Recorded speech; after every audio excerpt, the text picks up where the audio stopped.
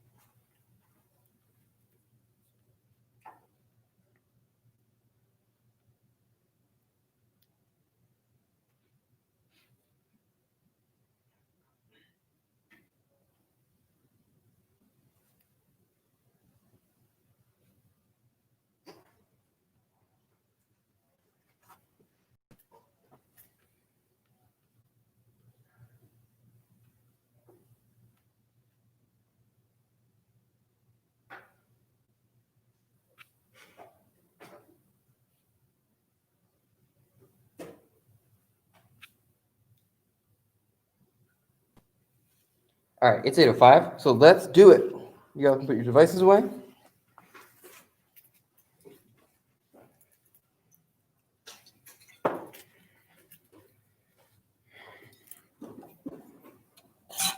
I hope you all brought song lyrics to write on. I had to write mine down because I forgot them. If you did forget them, you will have to write them down. You'll just have to do that before you get started. But hopefully that won't be too much work. So today we're going to be doing some lyric analysis. I had some fun trying to figure out an activity that all of us could do, even though we're all reading different songs. I hope it works. And first, we are going to read another poem from this phenomenal book, The Crown Ain't Worth Much, by Hanif Abdurraqib. Anthony, thank you. And this time, we were talking about Fall Out Boy. Does anybody listen to Fall Out Boy anymore? Did Fall Out Boy survive? Kind of. Okay. I was huge into Fall Out Boy as a child.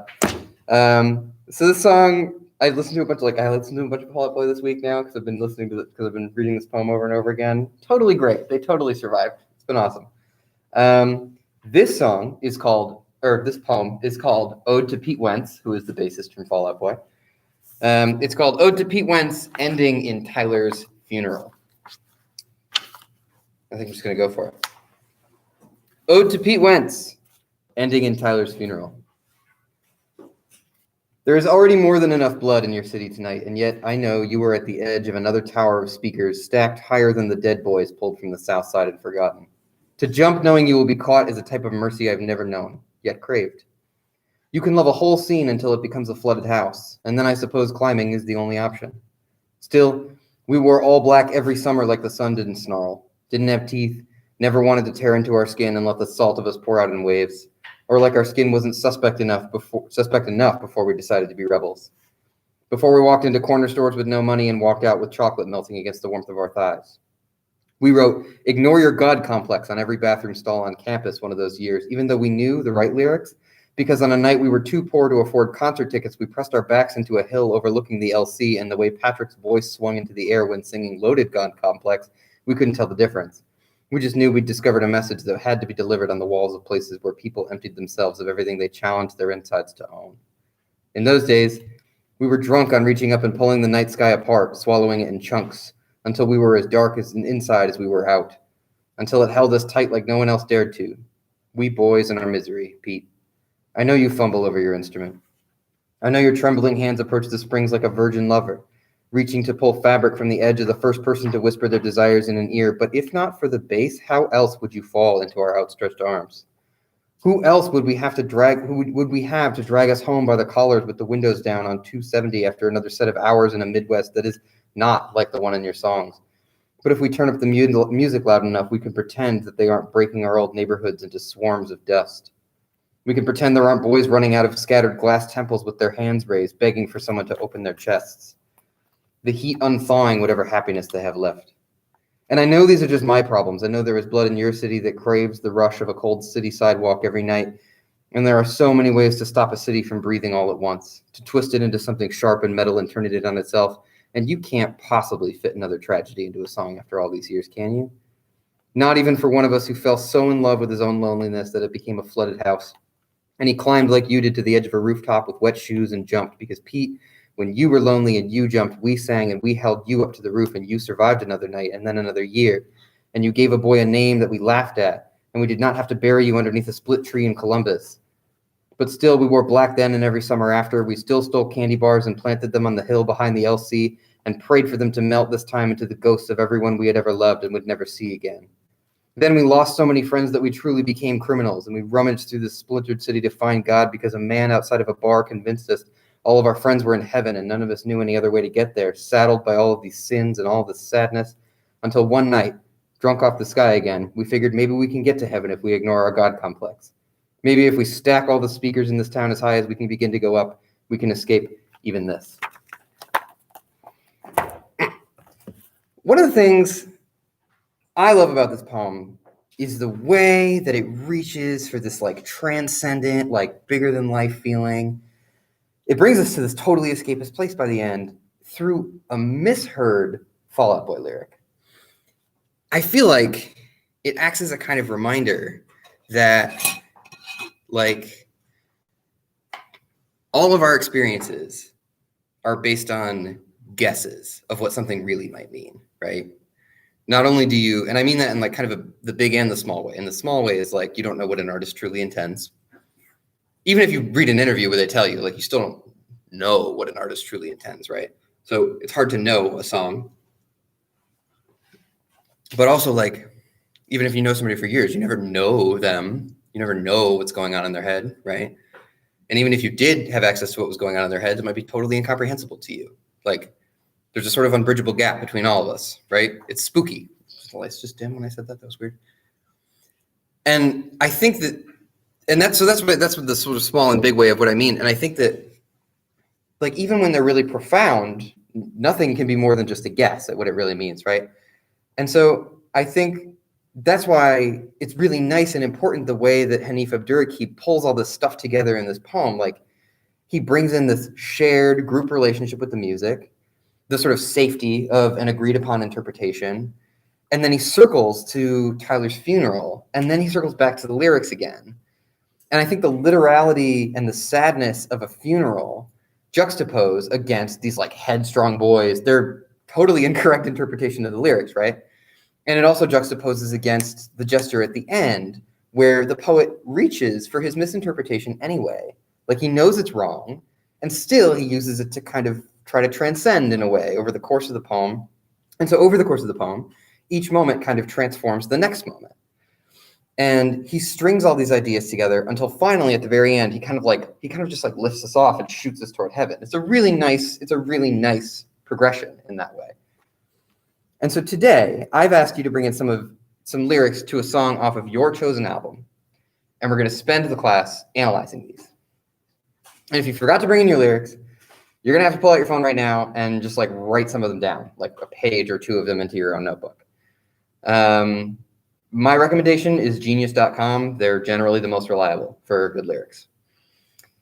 So the purpose of today for doing what we're going to do is twofold. One, hopefully we'll give you some insights and a clearer understanding of the song that you brought in, right? But also to give you some tools for analyzing the rest of the song's lyrics. Now, we don't have time. This is sort of like a compressed English class in this way, right? We're going to try to do very quick what we do with all English documents that are given to us. And by English documents, I just mean ones that are given in class. So I'm going to hopefully provide you with a couple tools for analyzing the rest of the lyrics of your album in order to help you prepare to, pull out moods and themes, which will inevitably form some kind of complement to the musical moods and themes that are also happening in the album. Your chosen artist definitely had some kind of vision when they combined, these lyrics with that music. And today, part of our job is going to try to go hunting for what that is, what that vision was. All right, so pull out your lyrics if you haven't already. And first off, let me find mine. First job, just read them from beginning to end. I'm going to do it for about 3 minutes.